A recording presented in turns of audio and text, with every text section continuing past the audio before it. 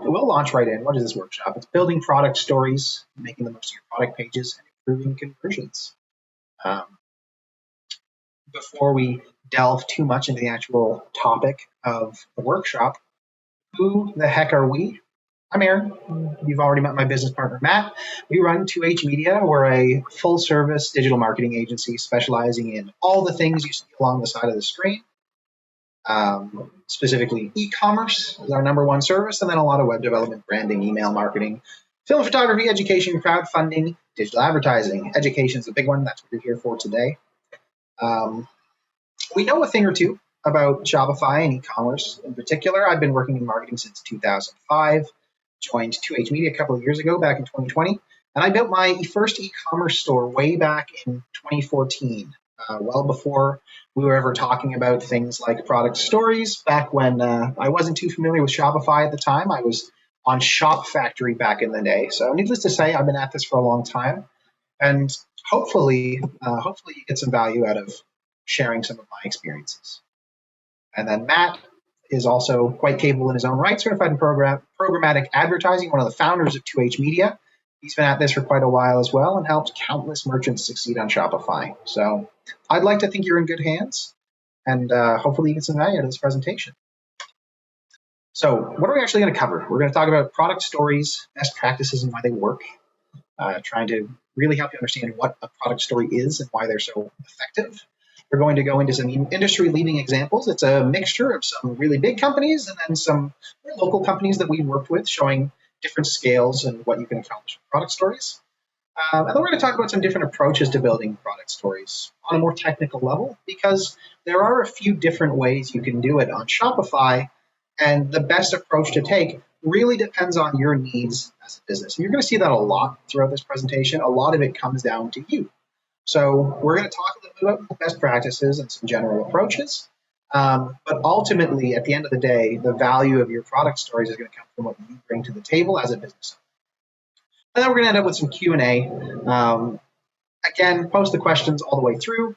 If we can get to them on the fly, we absolutely will. And then we'll stick around for a little bit at the end of the full presentation just to go over any additional questions that you want to throw out there after we get through the bulk of the presentation. I should note the presentation is being recorded.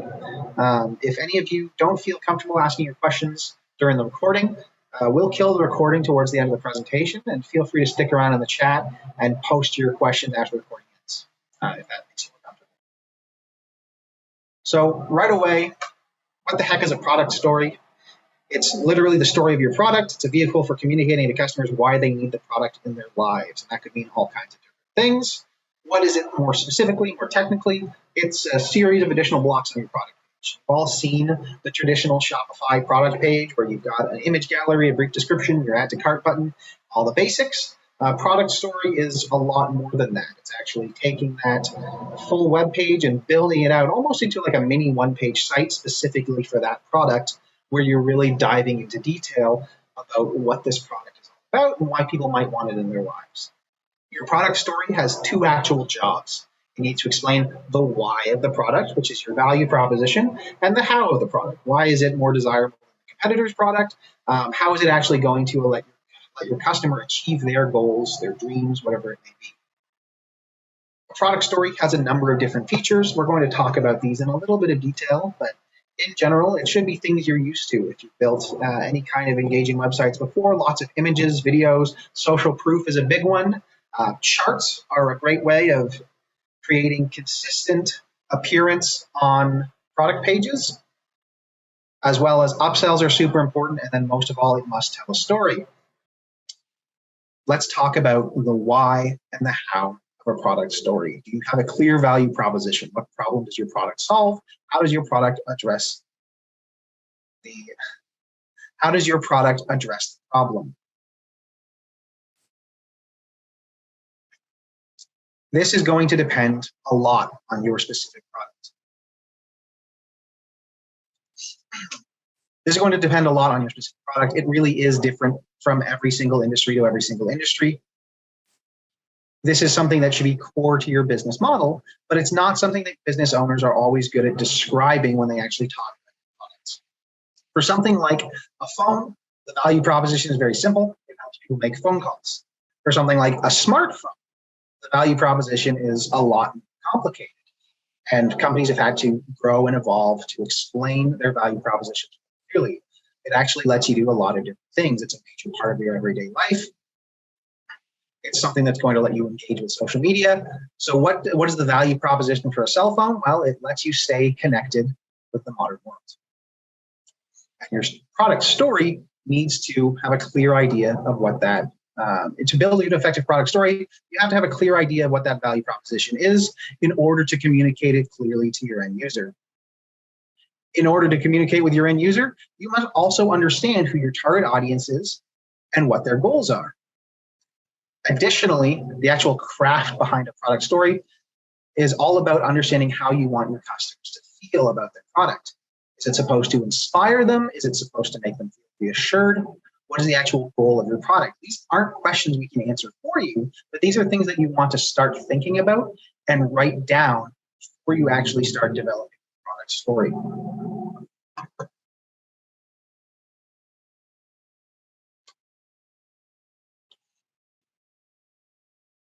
Other considerations for the product story. It's free real estate. Your product pages are already one of the biggest portions of your e-commerce store, and it's a massively underutilized asset. A longer, more complicated product page has all kinds of benefits. Number one, it's going to improve your SEO. It's more space to include keywords, which means you're going to come up higher in search results, which will increase traffic to your website and ultimately increase the amount of sales.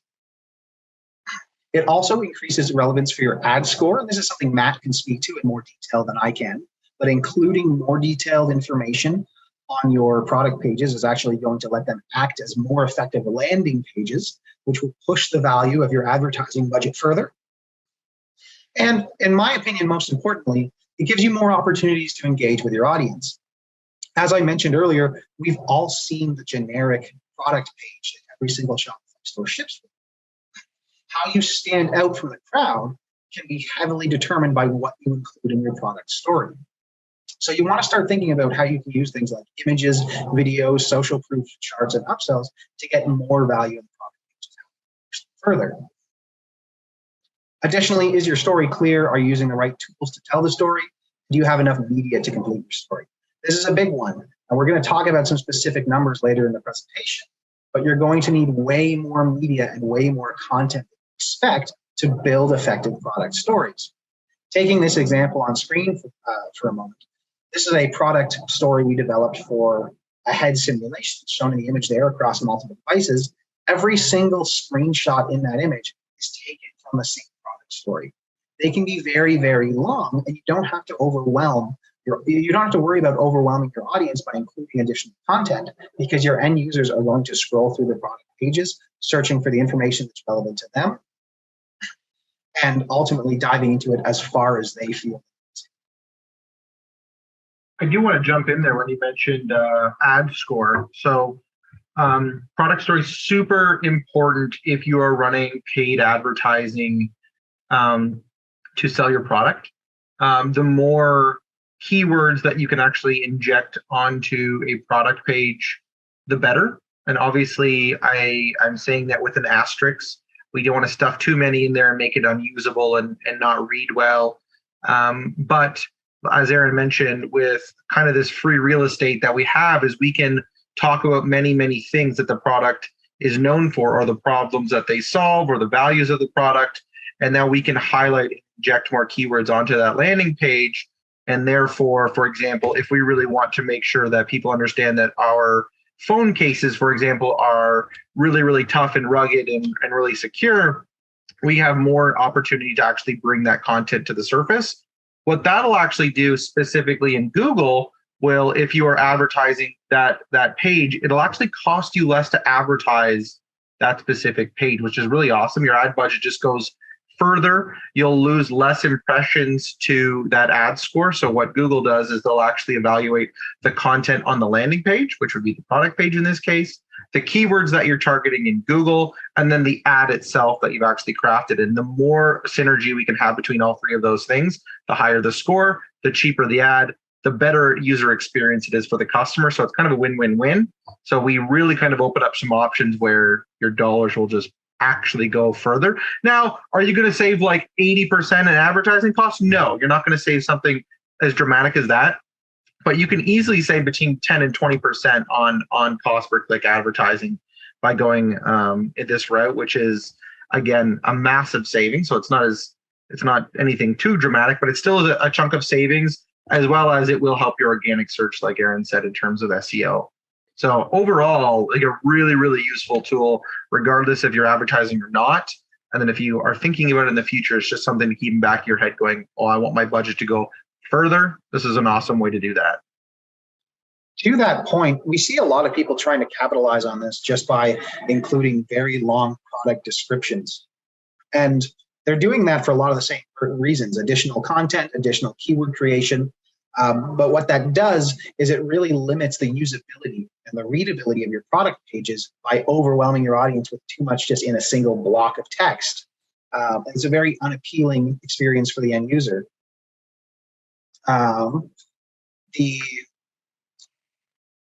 The goal of a product story, when we're talking about it in the technical sense, is to break up that text content with a much wider variety of sections and elements, so that it's a more enjoyable experience for the user to scroll through a variety of different types of content while absorbing the information you're trying to share more organically.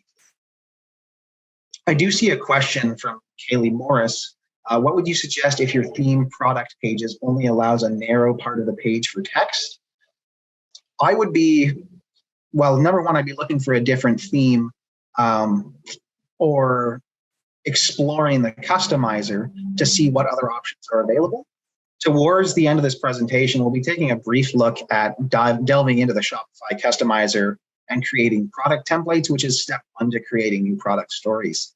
So if your theme is Online Store 2.0 capable, I'd be looking to see if there's a meta field approach, or more copy text you can add in the customizer to get around the limitations that you're encountering so far. If you dive into the customizer and you really don't have any additional options, I'd be very surprised if that's the case in this day and age, because most themes do allow quite a bit of customization. But if you really don't have access to any elements in the customizer that let you add more text to your product pages, I'd be looking at upgrading to a new. You sacrifice way too much. So there's a real, and I think Aaron can speak to this more when I'm done. There's a real balance between function and fashion when it comes to pretty much anything online. So if we sway too far, if you imagine this as a teeter-totter or a pendulum, if we sway too far in either direction, we end up sacrificing too many things. So yes, it might look great, and we can really highlight the product, but are we getting the full value of actually having people view the page? Is it easily findable? Is it displaying the information that someone's searching for? These are all just questions. So it might not be that it's the narrowness is the part. It might be a little bit more of a conversation around, is it actually fulfilling what you actually need the store to do? So if it's generating good revenue for you and it's helping you sell products, and that's really great, well, then maybe there's not a problem at all. And vice versa. If you're not actually getting to those goals, then that problem might be a little bit deeper than that. In terms of looking into whether your theme does have those features, like I said, towards the end of this presentation, we're actually going to open up the back end of Shopify and open up the customizer. So we'll show you exactly where to look to see what we're talking about. I don't see any more questions in the chat, so I'm going to keep going on the presentation. This is probably the biggest thing people miss when they're building their product pages or advertising their products in general. When you're telling a story, every story needs a hero. In this case, it's the end user. It's always the end user. They need to understand what your product is going to do for their lives, more than necessarily getting invested in the nitty-gritty of the product itself. You may find the product very interesting, and I hope you do, as someone who's building an e-commerce store. But ultimately, the end user is going to have more specific goals and needs. This is something the airline industry does really effectively. When they're selling trips, they sell the destination. They don't sell the plane travel. Selling plane travel would be really, really ineffective. The seats are uncomfortable. They're squished together. No one likes being stuck in a tin can flying through the sky for hours at a time, but people really like relaxing on a tropical beach. So the goal is to advertise what the product can do for someone and what the results are going to be, more than necessarily saying, look, this is a really great product. The messaging should be more along the lines of, look at all the amazing things you're going to be able to do with this product. Look at all the benefits it's going to have on your life. And we'll illustrate some examples of this in a couple slides, actually, because the next thing I want to look at is some industry-leading examples.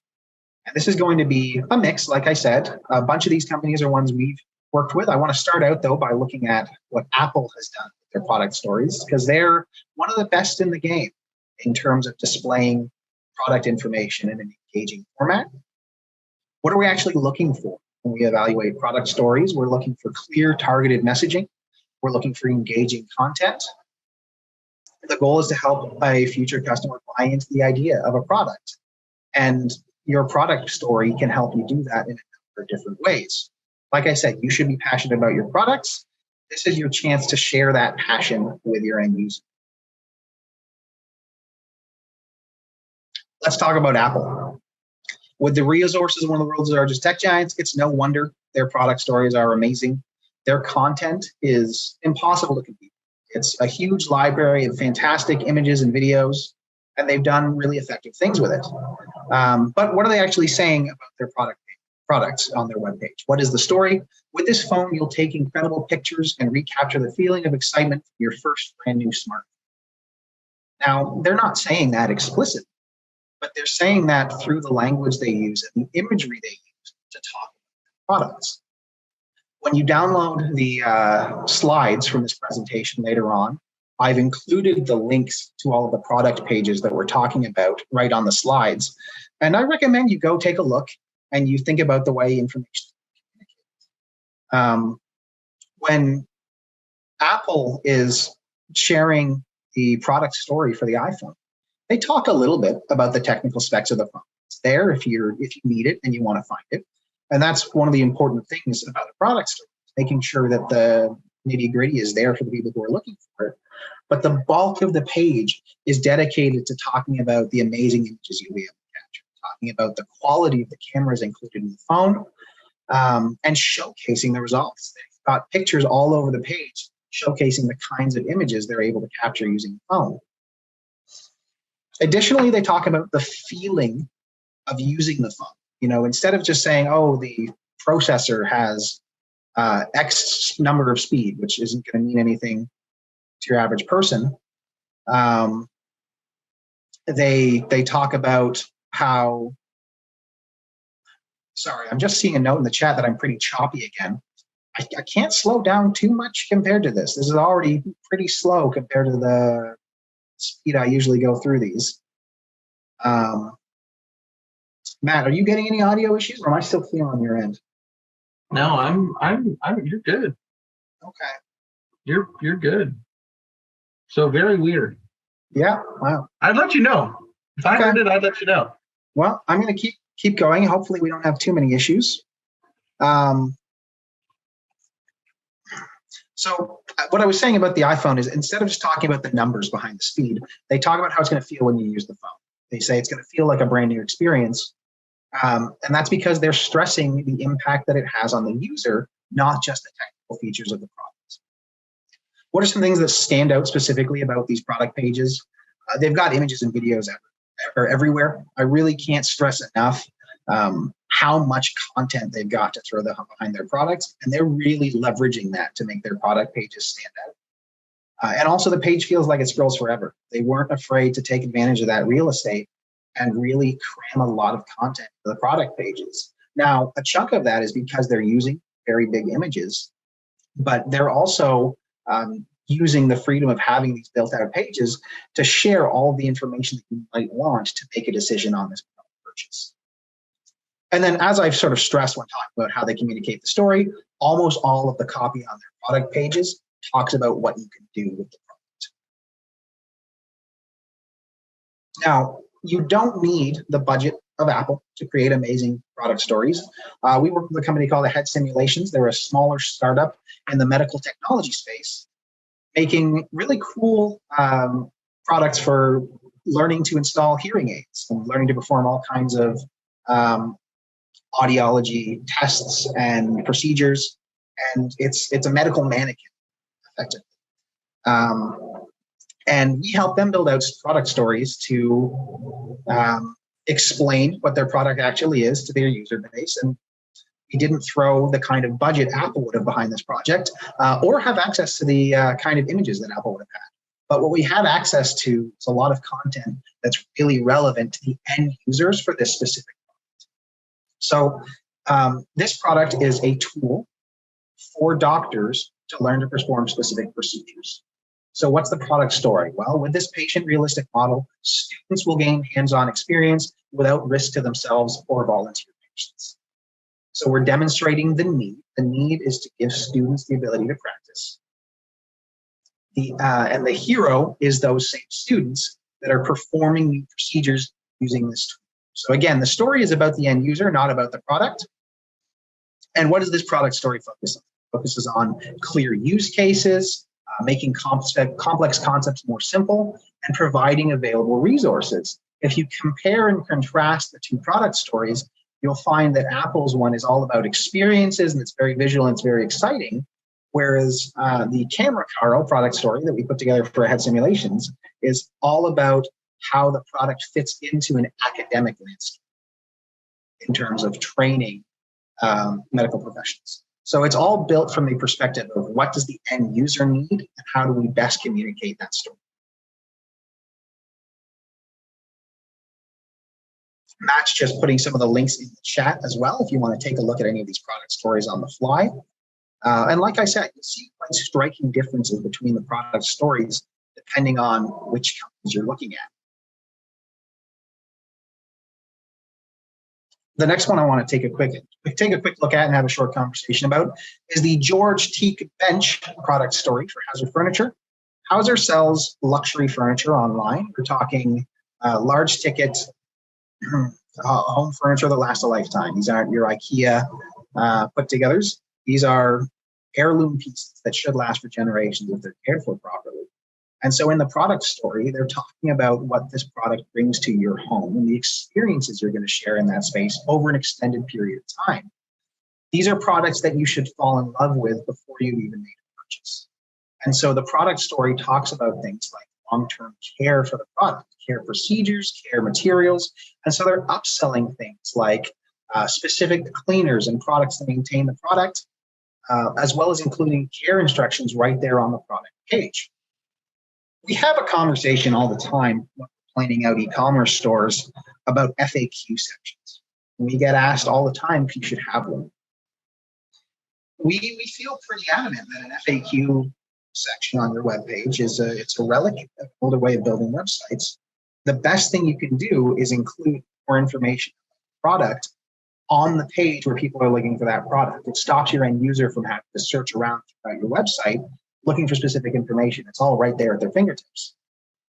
And Hauser's product stories have done a really good job of including all of the information that you might want about a product right there on the product. How to care for it, details about where the product came from. A really big one I want to call out specifically is dimensions for the product. When you're selling something like furniture, understanding if the product's going to fit in your space is one of the most important things people need to wrap their heads around in order to evaluate whether or not to make a purchase. If the product's not going to fit in their space, it doesn't matter how much they fall in love with it. It simply cannot fit into their life. They're not going to make a purchase.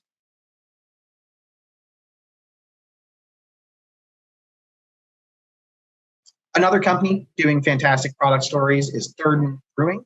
We've highlighted their Bone Tree IPA. The craft brewing space is massively competitive, and standing out in this industry is really complicated. Quality is super important to craft beer drinkers.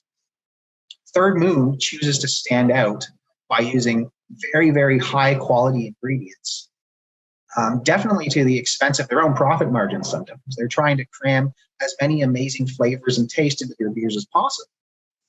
And so the story behind the beer is that you are going to love the taste because it's made with the best. So to that end, they've spoken about their beer the same way that a wine company might speak about their project, selling the experience, not selling it as something to get drunk on.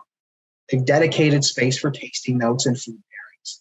And they're leaning into the idea that this is part of a dining experience and something to really be enjoyed. Additionally, when selling alcohol, there's a lot of information you must include on all the product pages for a number of reasons. Some of it's just to meet your legal requirements. The ABV must be there on every single product page. There's also information that's really important to craft beer lovers. Matthew's a huge craft beer, and so is his girlfriend. So in their household, they are really invested in finding out exactly what's going into that drink because they love the craft that goes into the product, and that's not unusual for the end user in this industry. So sharing that information in a really consistent and in a really organized manner is really important to selling these products effectively. Additionally, they've gotten some upsells in there. Again, there's no, your upsells aren't really part of the product story necessarily in the sense that they tell people about the why or the how for the product. It's just a really good idea to include them in that extra real estate because it's just one more opportunity to increase your average cart sizes. And so they're selling their glassware, which goes hand in hand with the product, and they sell specific types of glassware.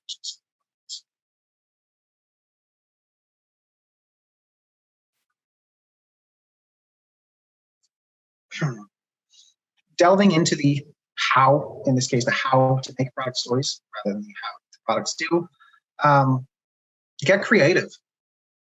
A lot of specifics are unique to your industry.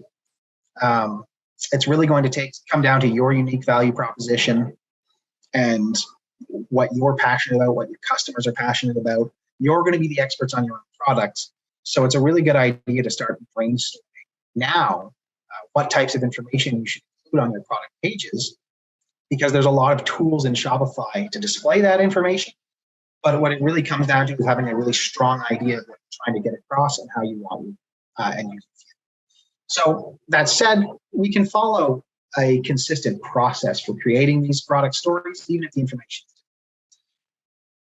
The first thing you want to do is actually establish your storytelling. And I won't spend too much time on this because we've talked about it quite a bit already in this presentation. The best way to create product stories is to follow a consistent process. So start by defining your user, recording their story, and then polishing that story. Establishing user personas is an excellent way to begin the process. You may or may not be familiar with the concept of a user persona. You should have a few of them in defining your business. If you imagine your ideal customer, you might have an idea of what that person looks like in your head, what their goals are, what their habits are. Those are all important things to define. And then your average customer might be a completely different person with different goals, different priorities, and your approach to communicating between those customers might be very, very different. So establishing who is buying your product and how to communicate with them effectively is a really important first step in creating product stories that work. Recording the story is largely a technical process. What problem does your product solve? If you aren't solving a problem, you're probably going to have a lot of problems actually selling the product and making conversions. If you are solving a problem, you should have a really strong idea of what that is and be able to communicate. How did the problem come about? Maybe it's something new. If you're selling a smartphone accessory, this is something that is important to the modern age, but not something that's stood the test of time. What about the current market has changed to make your product unique and innovative and important? How does your product solve the problem? What does it do specifically? And then how does it stand out from the competition? When we talked about Third Moon earlier, there's lots of craft breweries. Not everyone uses the same quality of ingredients that they do. Everyone in that space is trying to sell fantastic times and delicious drinks. Not everyone is doing it by demanding the highest quality ingredients. And then ultimately, is your story clear and can you simplify it? As we established, you should be super passionate about your products, but you're going to probably be passionate about more things than your end user necessarily will be. can you simplify it down and make sure that there's a cohesive and coherent message throughout all aspects of your product story? And you don't need to be a developer or designer for any of these areas of planning. This is really just a matter of writing out the idea of what you're trying to get across before you get into the process of actually putting your product story together. The next thing you want to do is start putting together assets. Plan out your product story like a picture book. If you have kids, or if you remember being a kid, you'll know that picture books are a lot easier to get through than novels. Breaking up your text content with a lot of images and video is going to make your product story more effective, including things like social proof are going to give your customers a lot more trust in your product. And then knowing what information to break into charts is an important part of laying out your product stories in a way that's easy for your end user to digest.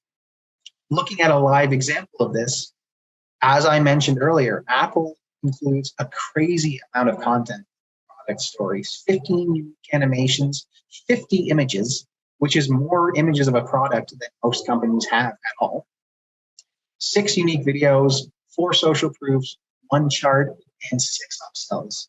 Seriously, the longer you make your product stories and the more information you use, the better.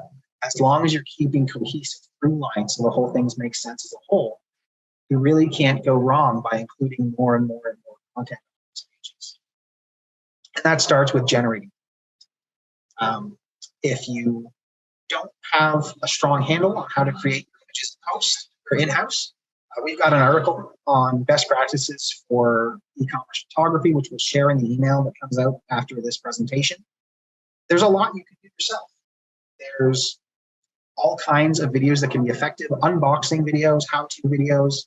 I had simulations film their unboxing video in-house, and it does a lot of work to expand their product pages and make them engaging. So you don't necessarily need to rely on external help, freelancers, or an agency to accomplish a lot of these things, but you need to start making sure you're developing these assets prior to building up product stories. If you do need help, as I mentioned at the beginning, we're a full service agency. We can help with a lot of these things, but that's not the purpose of this presentation, so I'm not going to spend too much time. This is where we get really, really technical before we start actually building the product stories themselves on Shopify.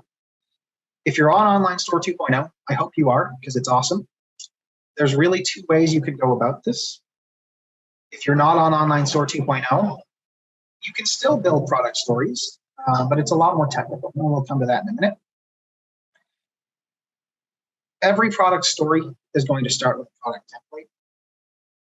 And you can use that product template in 2 ways. Either create separate templates for all of your products, or you can use meta fields to create differentiation between products using the same. There's pros and cons to both approaches. When you use an individual template per product, you have tons of flexibility. Different sections, you can use different blocks, you can customize pretty much every aspect of your product story, which is amazing if you're trying to sell complex products or high value products that require a lot more explanation to convince customers to purchase. Individual templates are also initially easier to set up. You can build your first product template in Shopify within a few minutes. Now, it'll take you longer than that to actually flesh it out and start to define the content and make it really stand out. But getting it off the ground and into a format where you can start editing it is very, very rapid. I'll go through that in a few minutes. The main drawback to using separate templates for each product is that it's not very scalable. If you're using dozens or hundreds of products or even thousands of products, you're going to run into some real limitations.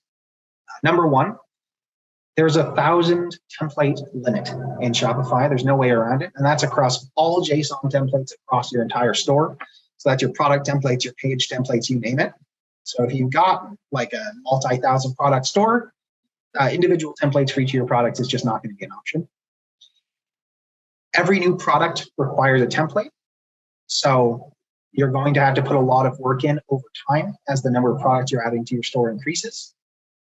And additionally, once you have a lot of templates, making changes is a slow manual process. If you want to add a new update across all of your product pages, add a blurb upselling something specific, maybe something seasonal, You're going to have to go into who knows how many product templates and update that manually across all of them.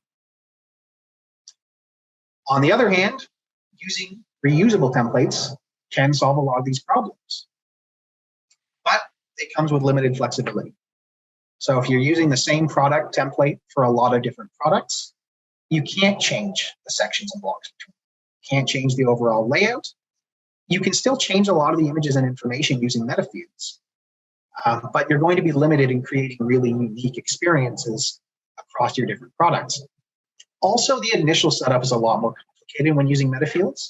There's quite a few more steps to go through. You have to actually generate the meta fields in the back end of Shopify and then link them appropriately in the customizer. But the upside is once that's all set up, using reusable templates is very scalable. Once you're up and running, you can just fill in the meta fields for each new product, assign the appropriate template, and you don't have to create a brand new product template every single time you make a product story. Now, going through a couple of examples to illustrate why one approach might be right for you compared to the other.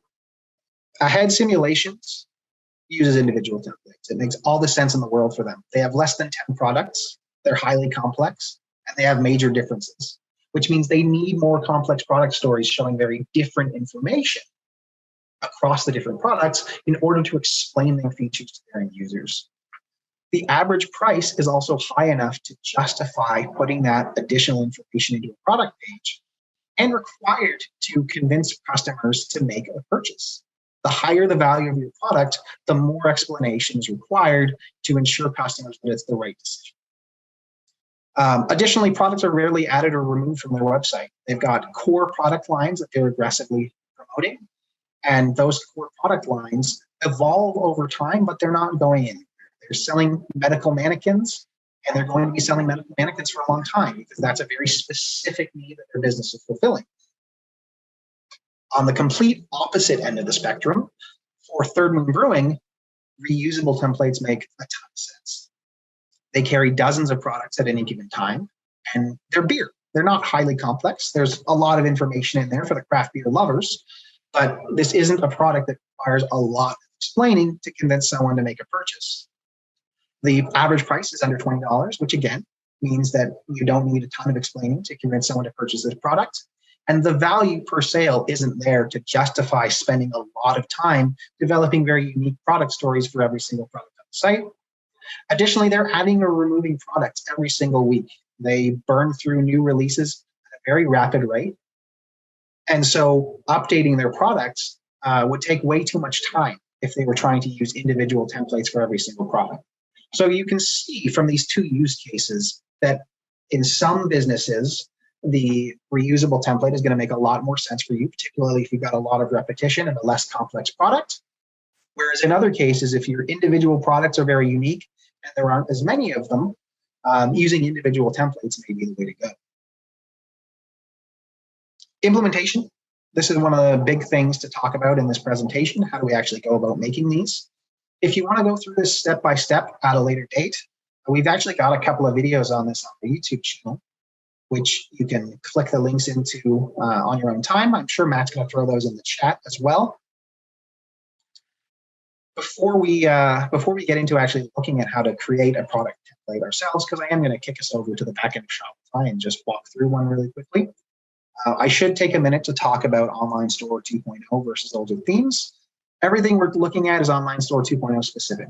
If you want to create product templates on an older theme, you can still do it. You can still create your product stories in all kinds of different ways, but it's a much more technically involved process. You actually have to delve into the theme files and create new templates manually. The second link on this page, which Matt will share, walks through how we used to create product stories on the Impulse prior to moving to Online Store 2.0. And that process is going to be theme specific. So the information there is not going to be perfect for you if you're on an older theme other than Impulse. But if you're looking to create a product story without upgrading to Online Store 2.0, there's enough information in there that you'll start to get an idea of what that process looks like. With that said, Online Store 2.0 is an amazing update. It's about a year old now, and Shopify really has released some wonderful features it. So if you're not on Online Store 2.0 yet, we highly recommend making the switch. It's really fantastic. I'm going to stop sharing screen for just a second while I queue up my demo store in the back end of Shopify. But we'll have that up and going in just. I will say too. So product stories aren't an app. This isn't a paid feature where you need to subscribe to something and have a monthly charge. This is actually just core functionality right out of Shopify, and it's made easier by Store 2.0. So these are just essentially allowing you to use the tools better that already exist within Shopify 2.0 themes, which is really awesome. It's like most of you, if you're on 2.0, you will already be able to do a lot of what Aaron is about to show you. But yeah, there's no additional cost to actually implementing this stuff yourself, which is really awesome. I am really glad you mentioned that too, though, Matt. There are app-based solutions. If you're more comfortable using an app, or if you're not on an Online Store 2.0 compatible theme, it might make a lot of sense to actually go into the App Store and look for a product story app. I know Pagefly has a lot of tools that will build things like this. There's a lot of other great apps in the ecosystem that can help. We're just focusing on Online Store 2.0 because it comes out of the box. It's supported by Shopify, and the tools that exist within the core platform are really phenomenal in this case. So we're not going to push an app-based solution when there is a need for one. But if you're not on Online Store 2.0 and you're looking to build product stories, definitely delve into the app ecosystem, see what's available, because if you're not willing to make the switch to Online Store 2.0, you may find something in there that works as a stopgap.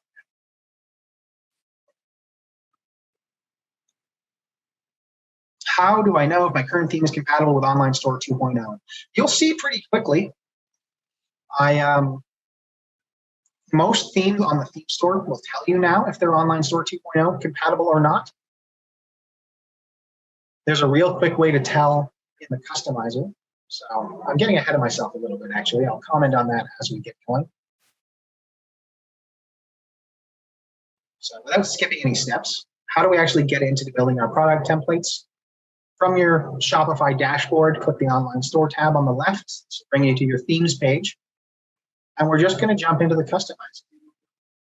If you've been on Shopify for a while, you're probably familiar with this to some extent.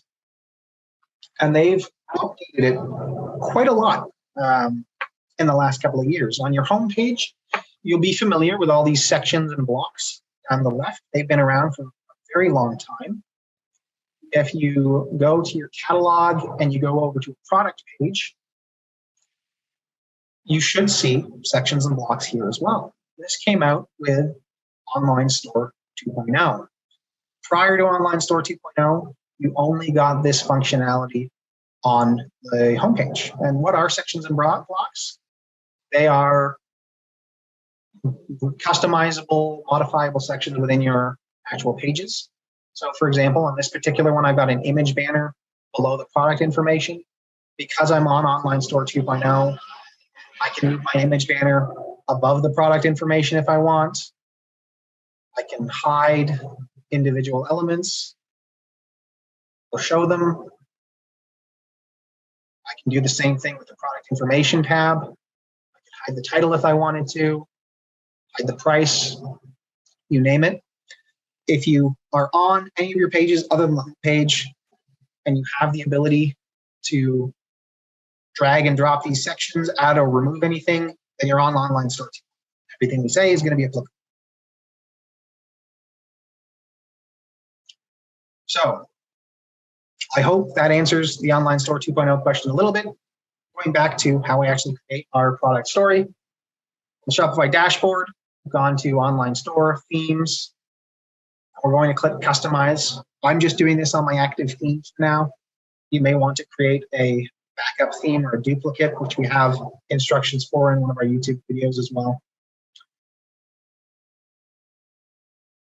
From the customizer, we're going to click this drop down at the top of the screen and click the Products tab. This brings up a list of product templates within your store. To create a new one, we're just going to click the Create Template button.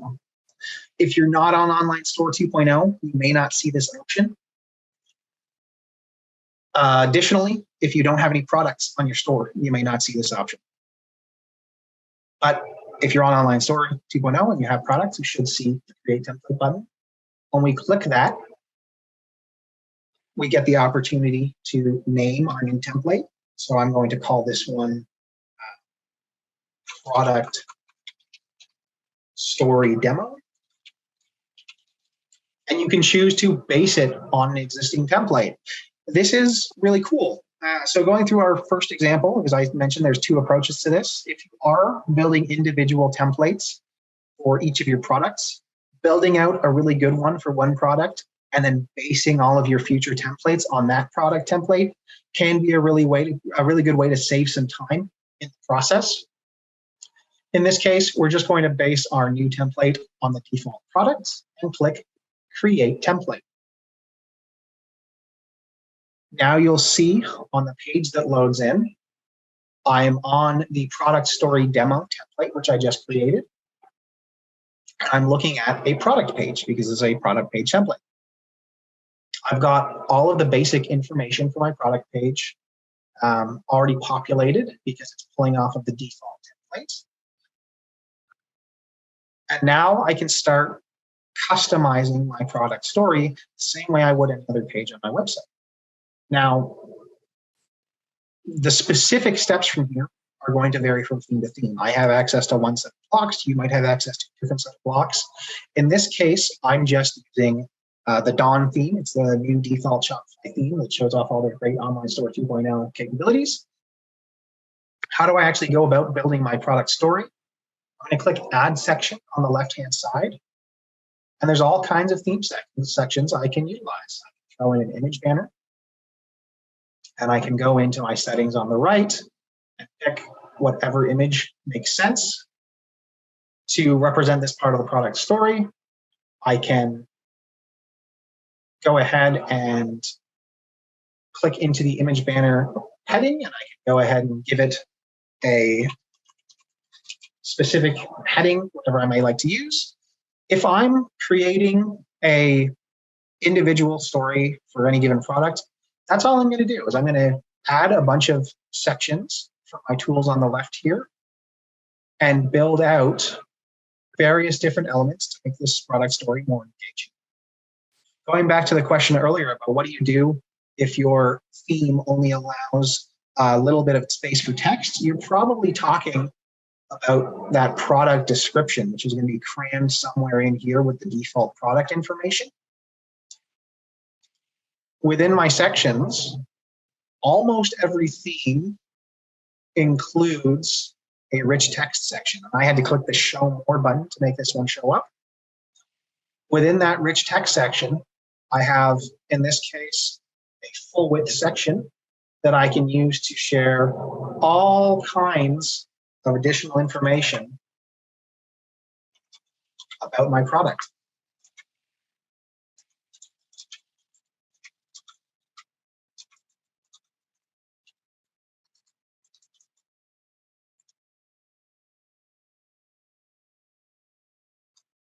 So if your theme only gives you a little section for your product descriptions, I'd be looking at how you can use the customizer with a template to add a lot of additional information to your product. So I'm not going to go through the steps of customizing every different section on this page because, again, it's going to depend on what theme you're using, and the information that makes sense to include depends on your specific product story. But at least now you know where the tools are and how to create that template in the first place. So I'm going to go ahead and save this, and there's a few more things I want to look at. Shopify. So that's great. I've created a product template. I've filled in some information to turn it into a product story, to tell a product story. Now, how do I actually apply this? I have to go back to the back end of Shopify and navigate to one of my products. From the product page, if I scroll down, there's a drop down on the bottom right of the screen for theme template. When you click the drop down, you'll see that new template we just created appears in the list. If I apply product story demo to my product and click the save button, when I go to preview this product in the front end of Shopify, my product story appears on this page, just like we put it together in the customizer. If you're doing individual product stories for each product, that's the entire process. You can have them up and running that quick. You just need to have an idea of what images, text, and extra content you're trying to include in that product story before you get started. If you're creating reusable product stories, this is where it gets a lot more complicated. But again, all of the features you need are built right into Shopify. The first thing you need to do if you want to create reusable product stories that share similar information in a similar format across a variety of different products is open up the settings screen and navigate to metafields. From metafields, we're creating metafields for a product, although you can create metafields for things. And you'll see that in this sample store, I've already created a bunch of different metafields that I can use for all kinds of things. I believe I actually use these in my How to Create Product Stories video, which is available on our YouTube channel. For the purpose of this demonstration, I'm just going to add definition. And I'm going to give my metafield a name.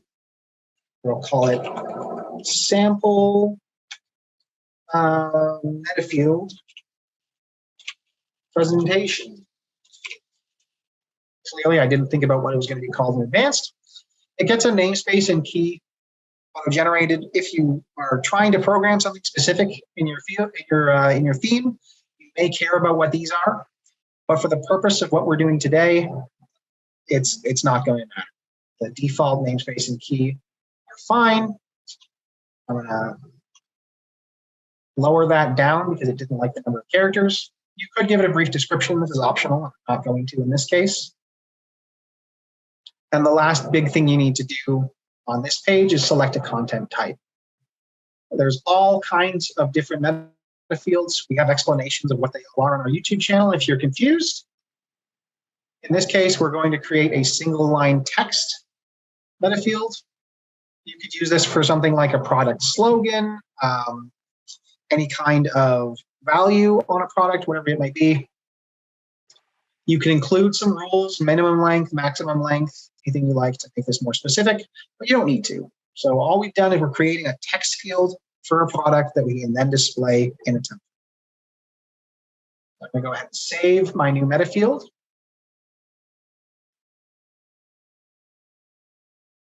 I'm going to close out of my settings. And now for my product page, if I scroll down to meta fields, you'll see my new one appears at the bottom of the product page. If it doesn't appear, you may need to click the Show All button to bring up your full list of meta fields. But in either case, once you find that meta field at the bottom of your product page, you can simply click in and add whatever content you like. Meta field.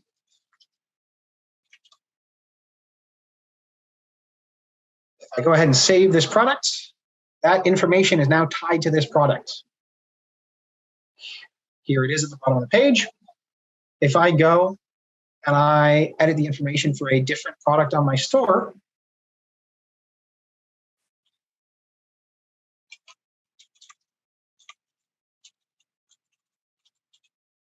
it's the same meta field, but I've saved different information associated with this product.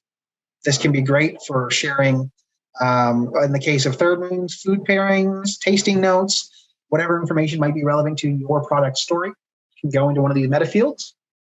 Now, what do I actually do with that? If I go back to my online store and I go into the customizer,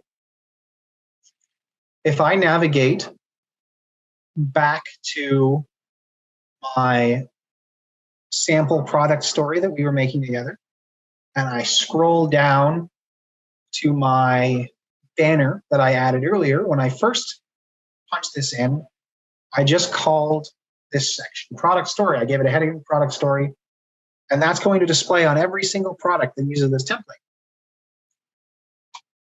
If I want the information to be different product to product because I'm trying to make these reusable product templates, I can click into the Insert Dynamic Source button, and I get all kinds of options here. There's some default ones that come from the product. I can use the product title or vendor as a meta field. But what I'm going to do in this case is I'm going to link the new meta field that we just created. Click the Insert button and save my template. So now this field is being populated by my meta field instead of that static text that we punched in before, which means I can add any number of products using this template and use that meta field to change which information is displayed in this heading. If I were to change my preview on the left-hand side here, right now I'm looking at an actual duck. Change my preview. I could look at the drawn duck instead, for example, which we gave a different meta field value, and you'll see that that new information is being displayed in my header. So that's the power of meta fields, and it can be used for a lot. If I go into the actual image for the banner, I can connect to dynamic sources here as well. So I've already created some meta fields for images for these projects prior to the presentation.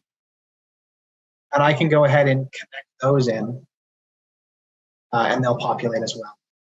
I don't think I filled it in for this product, which is why we're not seeing anything. But that's the general idea. I go over to my actual duck.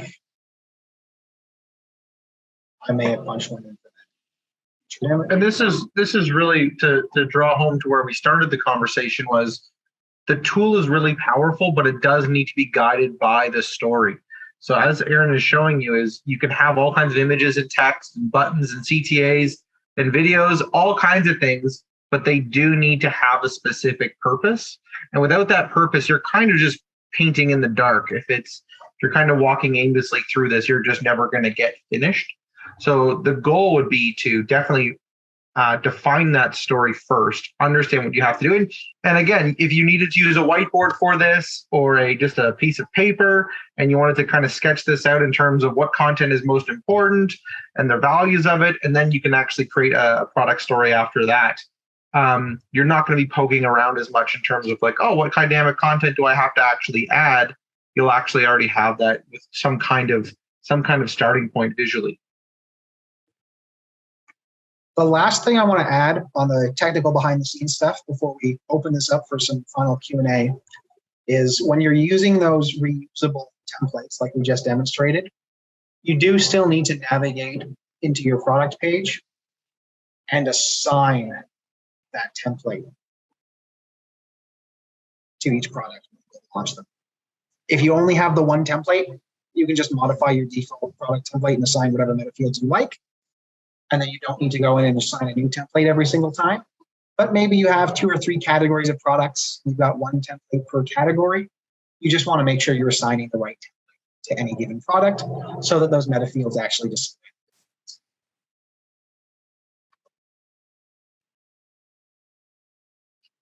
Right on. I got dense there for a little bit, but not too bad. It's a fun. I tried to give people enough of the back end so they could see the technical without being completely overwhelmed. I'll highlight again. Do this on a demo theme or on a backup theme that you've saved. Don't try to do this your first time on a live theme. Save all the headaches. Do it on a test or a demo. I know we technically missed the last slide of the presentation because we jumped into the back end of Shopify, but this brings us to the end. If you've got any questions, we're happy to talk about some of them now. The slides and full video recording will be sent out to all signups. That email is also going to include some links to some of the YouTube videos we talked about. If you want to connect with us, follow us on LinkedIn. You can find more workshops on events.shopify.com.